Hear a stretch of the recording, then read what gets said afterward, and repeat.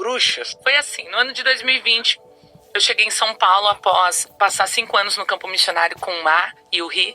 E aí foi quando a gente acabou indo congregar em um ministério.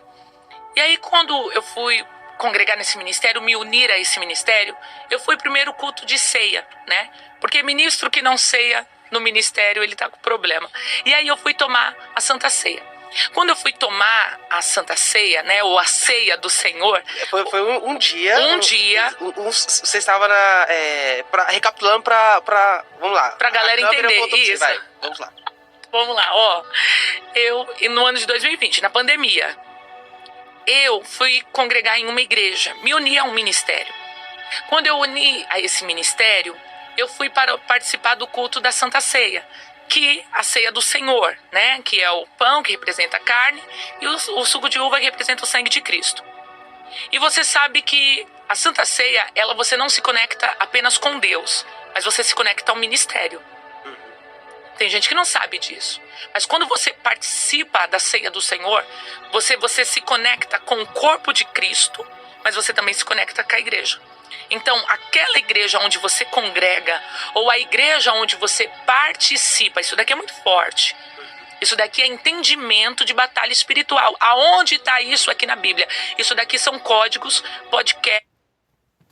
Se você quer aprender, então participa do meu curso de batalha espiritual. Eu não estou aqui para dar curso de batalha espiritual, é só um insight, tá? Um adendo aqui. Então, quando você toma Santa Ceia, se você vai em algum ministério, você se conecta àquele ministério por meio daquela Santa Ceia. Sim. Isso daqui é muito forte. Então, se aquele ministério estiver debaixo de rebeldia, se aquele ministério está debaixo de altar quebrado, você se conecta debaixo daquela maldição. Então tem gente que diz, mas eu não sei o que aconteceu. Então às vezes o seu pé e o seu corpo espiritual está contaminado. E aí o que aconteceu? Eu tomei a Santa Ceia. Fui para casa, como um dia normal, como outro de domingo. Quando eu voltei para casa, fui dormir. Sabe, você já sentiu, seja sincero, o Yang, quem tá em casa me responda também. Às vezes você dormir alguma vez na sua vida e você tem a sensação que tem alguém dentro do seu quarto te olhando? Já tive. Você já acordou no meio da madrugada? Já. E você sentir que tem um vulto, alguma coisa ali te olhando e você fala, não, é coisa da minha cabeça. Às vezes você levanta, né, vai ao toalete, na cozinha, toma uma água, volta e tal. E aquela noite eu senti que tinha alguém ao pé da minha cama me olhando. E aí eu falei, coisa da minha cabeça, eu tô cansada, eu fui dormir. Quando eu fui dormir, eu tive um sonho espiritual. E por que eu sei que é um sonho espiritual? Eu, Ingrid Mariano, olha isso daqui, Yang. Eu sei porque os meus sonhos espirituais, eles são no período da manhã. Então, eu sonho pela manhã e eu já acordo. Então, todo sonho que é pela manhã, eu, Ingrid Mariano, minha particularidade, eu sei que são sonhos proféticos. Durante a madrugada, à noite, não são. É muito raro, muito difícil. E aí, de repente, Yang, eu fui levada a um lugar. E esse lugar era o fundo do mar. Eu fui para o fundo do mar. E você sabe que o fundo do mar, ele é a representatividade do Hades, né? Dizem os estudiosos, eruditos da Bíblia, que o inferno está no fundo do mar, né? Que é o centro da terra, abaixo das águas. Enfim. E aí eu fui levada ao fundo do mar. Quando eu fui levada ao fundo do mar, tinha algumas mulheres. E eu vi 3 mulheres. 3 mulheres. E essas mulheres estavam com o cabelo amarrado de coque, né? Inclusive eu vi na outra entrevista, ele estava de coque, né? A irmã do coque. Elas estavam de coque, de saia, tal, a caráter, uma mulher de Deus, as 3.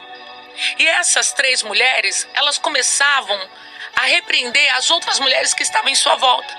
E elas falavam assim, queima, tá amarrado, tá destruído agora.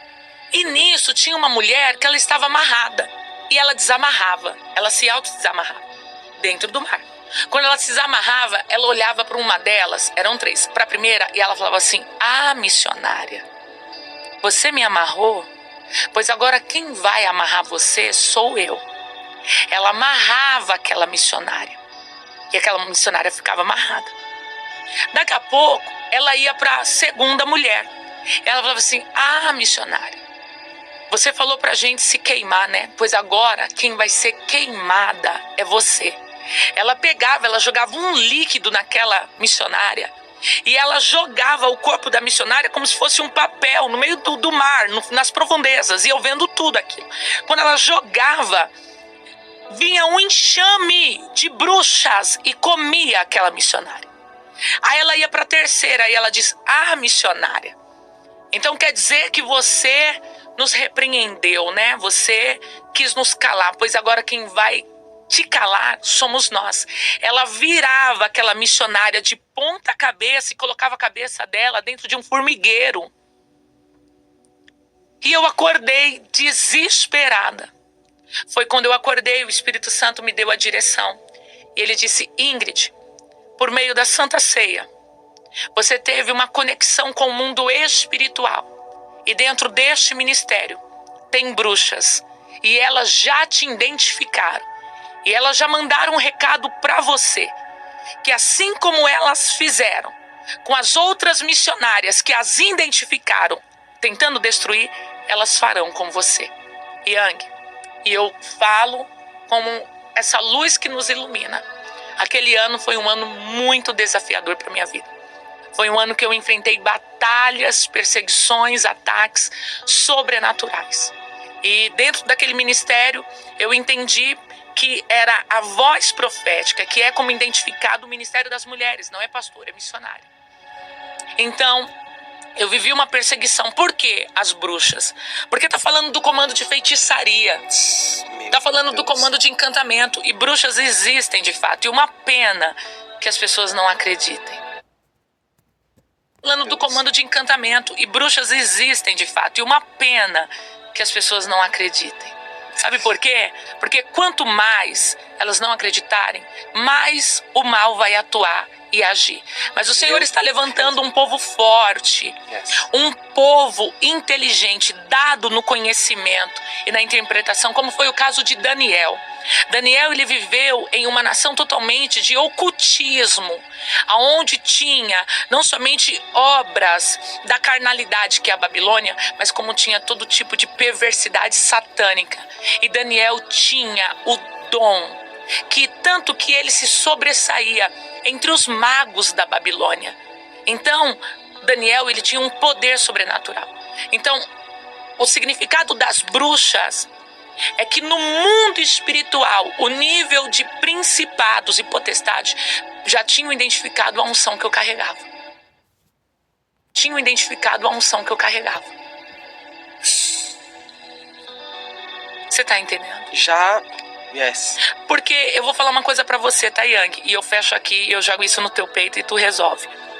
A maioria dos grandes líderes da nação brasileira são envolvidos com maçonaria. Quem, Ingrid? Eu não vou falar. Você sabe por quê, Yang? Eu não tô pra perseguir líder, nem igreja e nem instituição. Esse não é o nosso papel. Cristo não destruiu Roma. Cristo não perseguiu os fariseus, os saduceus, os que viviam em seitas. Cristo trouxe o reino dos céus para a terra. Então, se tem pessoas que conheceram, e agora o meu recado é para os profetas da nação brasileira e que estão espalhados por este mundo. Se tem pessoas que conheceram sistemas religiosos e com isso se escandalizaram, é tempo de você se alinhar em Deus e ser uma voz que ecoe vida aonde tem morte. Por quê?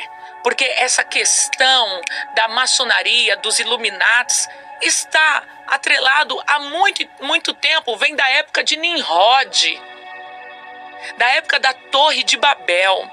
Você está entendendo? Está vindo da época de Salomão, Irão. Está entendendo que são os construtores. Só que deixa eu falar uma coisa para você. O Senhor está levantando uma geração que vai trazer o reino dos céus para a terra. Porque assim como tem grandes líderes envolvidos com seitas pagãs, tem muitos grandes líderes, referências da nação brasileira, envolvidos com o reino dos céus. Assim como Acabe era envolvido com o paganismo dos filisteus, Josafá era envolvido com as coisas de Yahvé. Ele seguiu o caminho do seu pai Asa. Uau.